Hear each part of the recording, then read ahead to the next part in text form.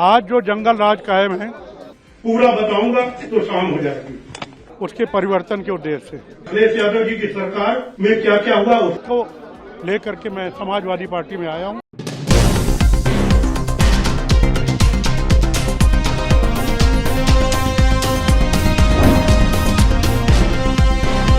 नमस्कार, आदाब, सत श्री अकाल। मैं हूं तमन्ना और आप देख रहे हैं द संकेत लाइव।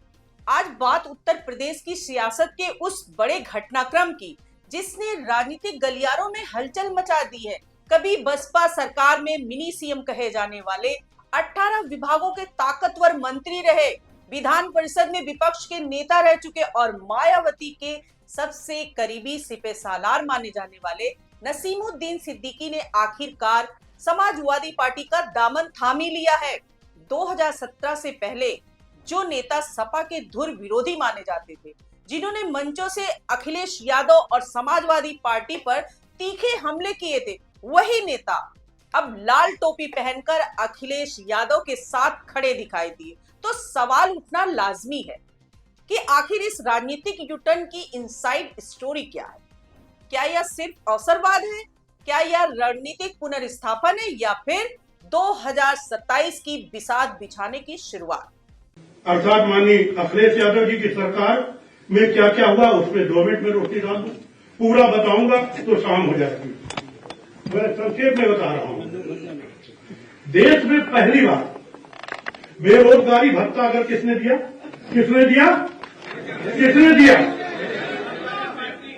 समाजवादी पार्टी माननीय अखिलेश यादव जी की सरकार ने दिया। चलिए इस पूरे घटनाक्रम को विस्तार से समझते हैं। नसीमुद्दीन सिद्दीकी का राजनीतिक सफर बेहद दिलचस्प रहा है। बांदा जिले के एक गांव से निकलकर उन्होंने राजनीति में कदम रखा। 1988 में नगर पालिका अध्यक्ष का चुनाव लड़ा, लेकिन हार गए। इसके बाद बहुजन समाज पार्टी ज्वाइन की और 1991 में बादा सदर से विधायक बने। वे बसपा के पहले मुस्लिम विधायक थे और बादा के इतिहास में भी पहले मुस्लिम विधायक बने। यह उनकी राजनीतिक पहचान की शुरुआत थी।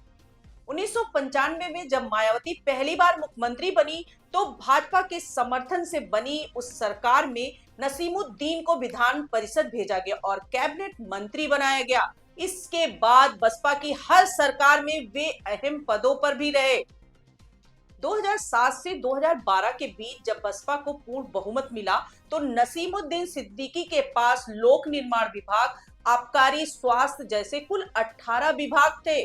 राजनीतिक हलकों में उन्हें मिनी सीएम तक कहा जाने लगा क्योंकि टिकट वितरण से लेकर संगठन और वित्तीय मामलों तक उनकी गहरी पकड़ थी। वे मायावती के सबसे भरोसेमंद रणनीतिकार भी माने जाते थे। 2012 में जब बसपा विपक्ष में गई तो वे विधान परिषद में विपक्ष के नेता बने, लेकिन 2017 के विधानसभा चुनाव में बसपा की करारी हार के बाद 10 मई 2017 को मायावती ने उन्हें पार्टी विरोधी गतिविधियों के आरोप में निष्कासित कर दिया। यही वह मोड़ था जहां से उनके राजनीतिक जीवन का दूसरा अध्याय शुरू हुआ। उन्होंने कांग्रेस का दामन थामा और यूपी में बड़े मुस्लिम चेहरों के तौर पर सक्रिय हुए। मीडिया विभाग की जिम्मेदारी भी संभाली, लेकिन कांग्रेस में वह प्रभाव और ताकत नहीं मिल पाई जो बसपा में थी। इधर 2019 में सपा बसपा गठबंधन हुआ, लेकिन लोकसभा चुनाव में अपेक्षित सफलता नहीं मिली। गठबंधन टूट गया और अखिलेश यादव को इसका राजनीतिक झटका लगा। यही से समाजवादी पार्टी ने ऑपरेशन बसपा शुरू किया। धीरे धीरे लालजी वर्मा, रामअचल राजभर, इंद्रजीत सरोज, स्वामी प्रसाद मौर्य, बाबू सिंह कुशवाहा, आर.के. चौधरी जैसे कई बड़े चेहरे सपा में शामिल होते गए और 2022 तथा 2024 के चुनाव में इन नेताओं को राजनीतिक लाभ भी मिला।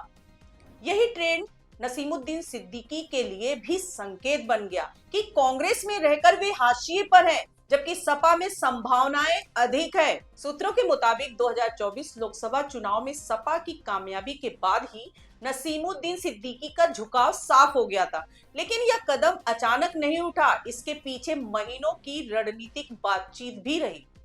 अहम भूमिका निभाई अखिलेश यादव और नसीमुद्दीन के बेटे अफजल सिद्दीकी के कॉमन फ्रेंड कारोबारी रेहान। पहले अफजल और अखिलेश की मुलाकात हुई, फिर दिल्ली में नसीमुद्दीन सिद्दीकी, अफजल और अखिलेश के बीच लंबी बातचीत हुई। करीब 6 महीने तक संवाद चलता रहा और तय हुआ कि 2026 की शुरुआत में औपचारिक रूप से सपा ज्वाइन की जाएगी। और 15 फरवरी को वह दिन भी आ गया जब नसीमुद्दीन सिद्दीकी ने सार्वजनिक मंच से सपा की सदस्यता ग्रहण की और नेताजी मुलायम सिंह यादव के प्रति सम्मान जताते हुए पीडीए यानी पिछड़ा दलित अल्पसंख्यक एजेंडे को मजबूत करने की बात कही। आप एक दावत नेता रहे, बसपा के रहे, किस उम्मीद से यहाँ पर एकाएक पहुंचे हुए हैं? क्या उम्मीद लगती है? आज जो जंगल राज कायम है उसके परिवर्तन के उद्देश्य से पीडीए का जो हरण हो रहा है उसको समाप्ति के लिए प्रयास के लिए बेरोजगारों को रोजगार मिलना चाहिए, महंगाई दूर होना चाहिए, किसानों को उनका हक मिलना चाहिए, युवा छात्र हों या छात्राएं जो पढ़ चुके हैं उनको नौकरी या दूसरा रोजगार मिलना चाहिए और बहुत सारे ऐसे हैं। इन सब को लेकर के मैं समाजवादी पार्टी में आया हूं। माननीय अध्यक्ष श्री अखिलेश यादव जी से बात करके। सर, आपके साथ 15,000 अब सवाल ये है कि इससे सपा को क्या फायदा और क्या नुकसान होगा। फायदा साफ है कि बुंदेलखंड और पश्चिमी उत्तर प्रदेश में मुस्लिम और बहुजन वोटरों पर उनकी पकड़ सपा के लिए मददगार साबित हो सकती है। वे संगठन और चुनाव प्रबंधन के अनुभवी खिलाड़ी हैं। टिकट वितरण और बूथ स्तर की रणनीति में उनकी अच्छी पकड़ मानी जाती है। 2027 विधानसभा चुनाव से पहले सपा को एक अनुभवी मुस्लिम चेहरा मिल गया है जो बसपा की पारंपरिक जमीन में सेंध लगा सकती है। नुकसान की बात करें तो पार्टी के भीतर पुराने समाजवादी नेताओं में असंतोष की संभावना से इनकार नहीं किया जा सकता, क्योंकि जो नेता कल तक सपा के विरोध में थे वे आज अहम भूमिका में दिखेंगे, तो कार्यकर्ताओं के मन में तो सवाल उठेंगे। वहीं भाजपा उसे अवसरवाद और सिद्धांतहीन राजनीति बताकर हमला जरूर करेगी। नसीमुद्दीन सिद्दीकी को क्या फायदा? तो साफ है कि कांग्रेस में सीमित राजनीतिक स्पेस की तुलना में सपा में उन्हें सक्रिय भूमिका, रणनीतिक जिम्मेदारी और भविष्य में विधान परिषद या संगठनात्मक पद मिलने की संभावना ज्यादा है। उनके बेटे अफजल सिद्दीकी के लिए भी यह मंच तैयार करेगा। कुल मिलाकर यह कदम सिर्फ एक नेता का दल बदल नहीं बल्कि 2027 की बड़ी राजनीतिक विसात का हिस्सा माना जा रहा है।